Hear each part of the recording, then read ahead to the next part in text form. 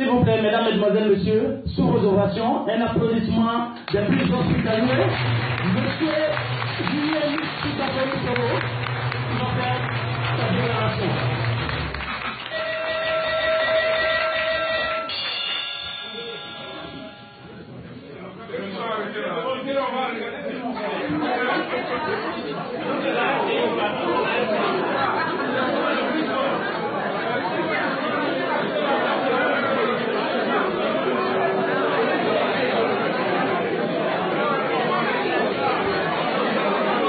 S'il vous plaît, du calme, s'il vous plaît. S'il vous plaît, du calme. Nous avons l'honorable qui va faire son intervention. Un peu de discipline, s'il vous plaît. Merci.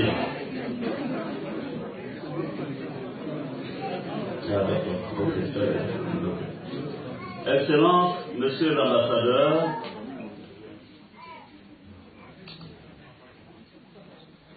Madame, Messieurs les députés de Côte d'Ivoire,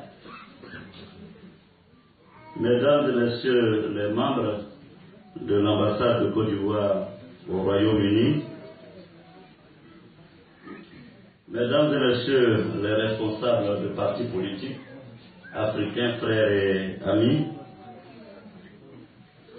chers compatriotes de Côte d'Ivoire, je vous salue. Je prends la parole ce soir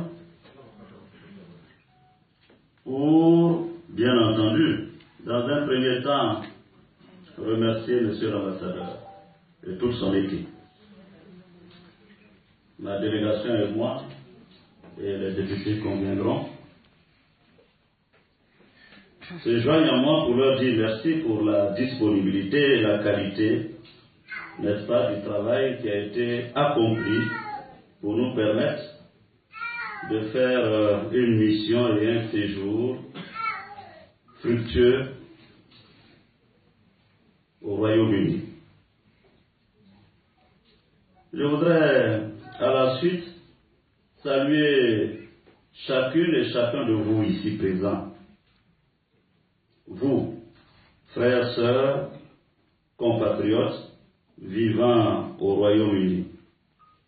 Je voudrais vous dire ma reconnaissance et ma joie de vous retrouver ici ce soir. Je voudrais aussi, comme vous le savez sans doute,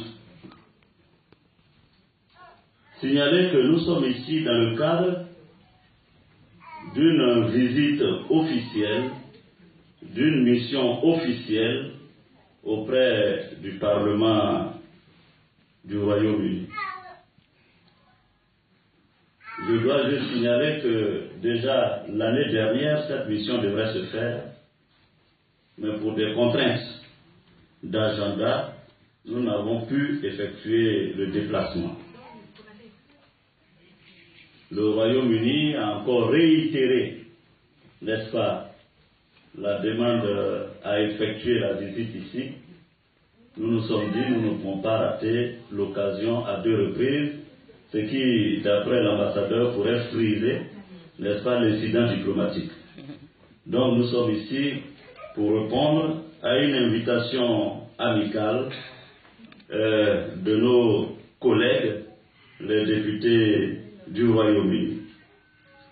Avant d'aller plus loin, vous me permettrez donc de présenter la délégation avec laquelle je suis ici en séjour officiel. Je vais présenter Madame Fofana Nosamba Mondeli, députée, membre du groupe parlementaire RDR.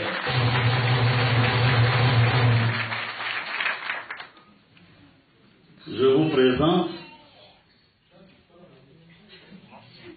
le député Mamadou Deli, président du groupe parlementaire UDPCI.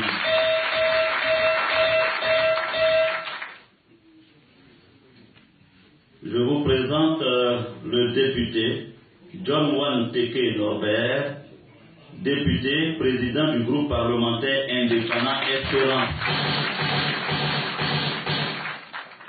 Et en même temps, il est membre du groupe parlementaire d'amitié Côte d'Ivoire, Grande-Bretagne. Je vous présente le député questeur à l'Assemblée nationale, groupe parlementaire PDCI, M. Francis Leclerc. Excusez, mais qui est de la délégation, le député Saraka Kona Adolphe, président du groupe parlementaire Dialogue. Comme vous pouvez le constater, toutes les sensibilités politiques à l'Assemblée sont ici représentées. Il y a le PDCI, il y a le RDR, il y a l'UDPCI et il y a nos indépendants. Et je peux vous assurer que nos indépendants sont vraiment indépendants. À l'Assemblée, d'ailleurs, c'est un des membres du groupe du président John Wanteke qui a été candidat à l'élection présidentielle, Nyambo Kakou. Donc vous voyez les débats qui se mènent à l'Assemblée. Voilà, c'est un peu comme vous avez vu à la télévision. Sinon à l'Assemblée c'est plus chaud que ça. Alors, voici la délégation qui m'accompagne. Et nous sommes venus dans le cadre parlementaire pour travailler, d'abord comprendre le Parlement britannique en nos deux pays. Ceci nous est apparu extrêmement important. Et depuis, nous avons pu visiter l'Assemblée nationale. Nous avons aussi été reçus à l'Assemblée nationale de l'Irlande du Nord, où nous avons séjourné. L'ambassadeur vous l'a dit tout à l'heure, nous sommes vraiment désolés de venir en retard, ce qui n'est pas notre habitude, mais on a pu apprécier toutes les difficultés qu'il y a à quitter l'aéroport Heathrow pour arriver au centre-ville. Donc encore, je réitère nos excuses pour ce retard.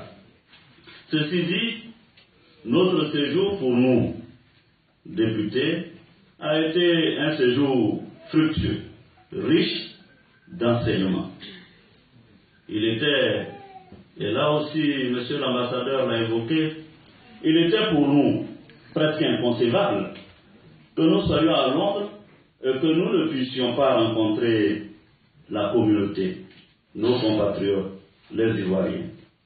C'est avec grande joie que nous sommes là aujourd'hui pour parler avec vous, pour vous donner des informations fraîches, comme on dit, du pays, mais aussi pour vous écouter, pour savoir quelles sont vos préoccupations, car, vous le savez bien, nous sommes députés, donc représentants du peuple ivoirien.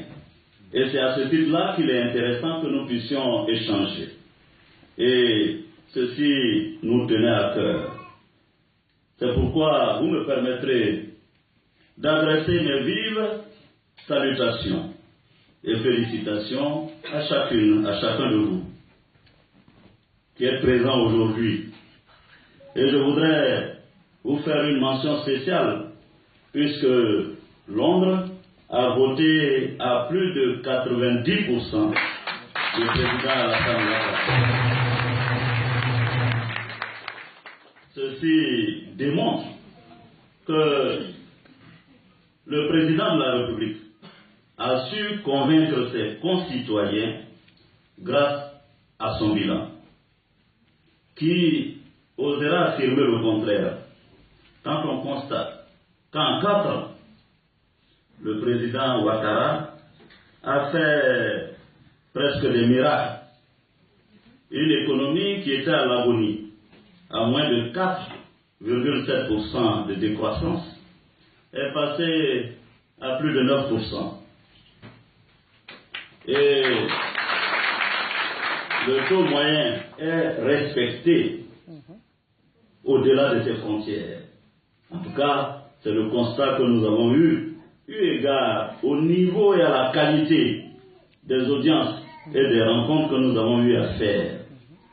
C'est pourquoi il est important je dirais, il est essentiel que nous continuions à travailler pour la réconciliation, que nous continuions à travailler pour la paix dans notre pays. Chers compatriotes, voici le message que j'étais venu vous livrer. Évidemment, Monsieur l'ambassadeur, vous me permettrez de saluer notre ami, le président du comité d'organisation, qui a eu des mots aimables à notre endroit. Vous savez, j'avais décidé de ne plus parler parce que, voyez-vous, on dit il y a un temps pour chaque chose. Il y a un temps pour parler et puis il y a un temps pour se taire. Mais il a si bien dit les choses, monsieur l'ambassadeur, vous me permettrez, monsieur le député, de dire un mot. Premièrement, je suis serein et imperturbable.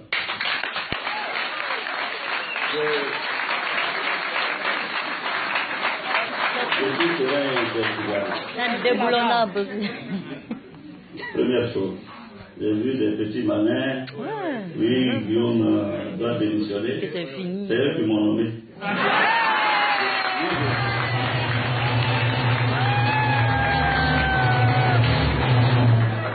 Je suis élu. Oui, absolument. Je suis élu. C'est pas eux qui t'ont obligé à faire que. Voilà. Non, vraiment. Est-ce que c'est nécessaire de